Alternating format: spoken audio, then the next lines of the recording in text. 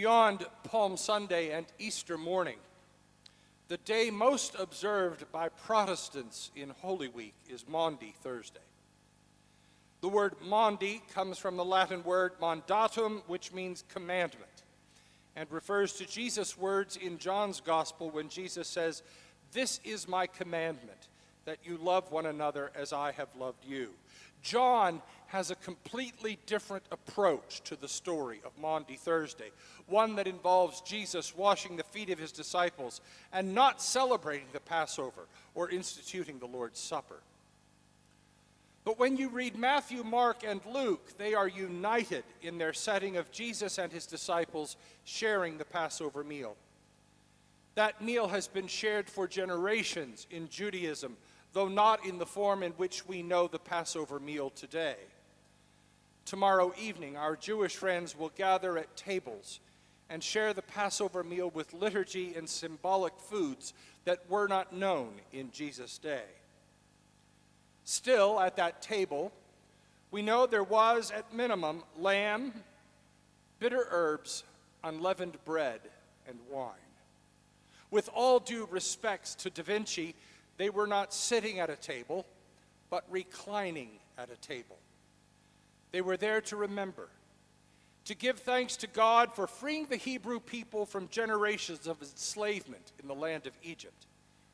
They were identifying with their ancestors in celebrating what God had done for them, and the very fact that they were seated or reclining at the table was evidence of their freedom, for a slave would have been required to stand and wait upon the others. Tomorrow night, our friends at Temple Arath B'nai Israel will never use the word they. When speaking of the Passover and the Exodus from Egypt, they will always use the word we.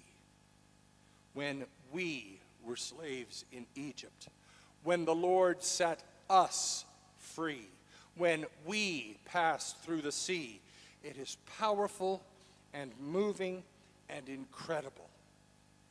It is not a story that is locked away in a distant past. It is not a story consigned to history. It is a story of the here and now. It is a story of and a celebration of God's ongoing work of freedom and liberation. It is a story that is ancient and modern, of then and now. In a few minutes, we will gather once again at the table of the Lord. There are ancient echoes here as well. We are reminded of how often Jesus ate with his friends and followers.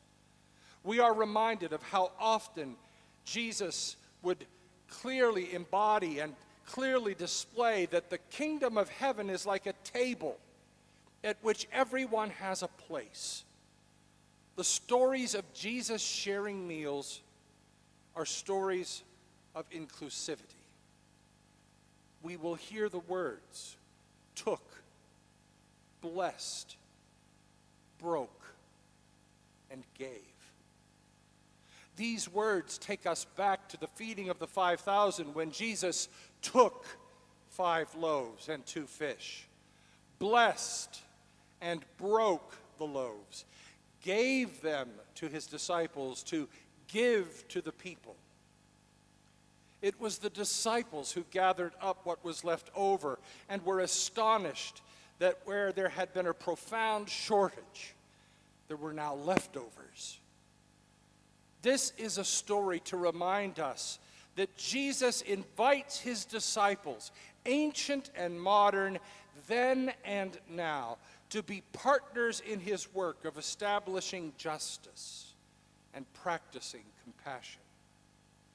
We will speak of body and blood. Centuries of ongoing debate over the exact nature of those words have fractured the Christian community, but at a minimum, those words remind us that a body will be broken and blood will be shed in an act of human injustice and not divine retribution. Jesus' unjust death at human hands reminds us of our own complicity in that death.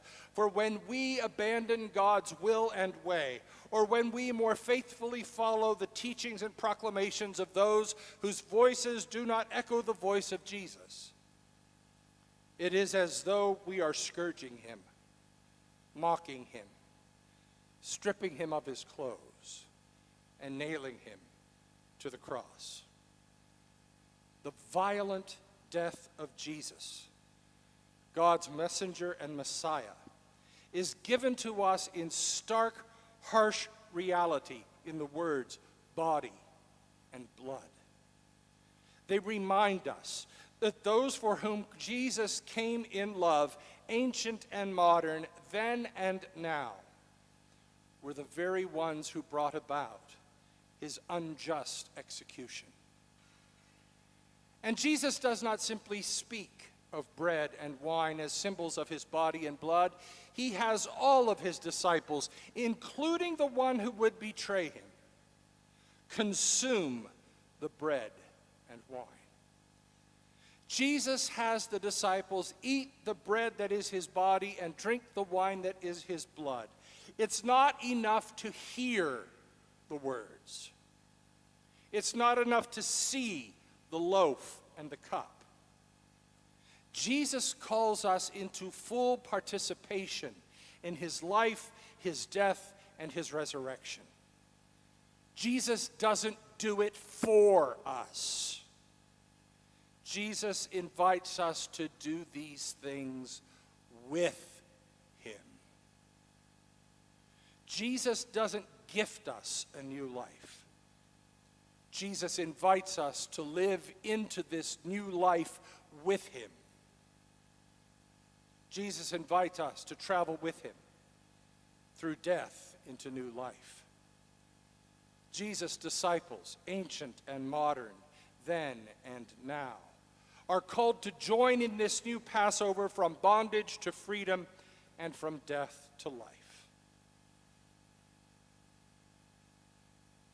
When we were at the table with Jesus, he took bread, blessed it, broke it, and gave it to us.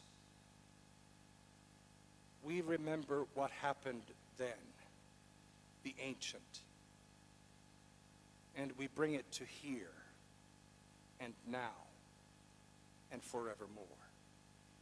Amen.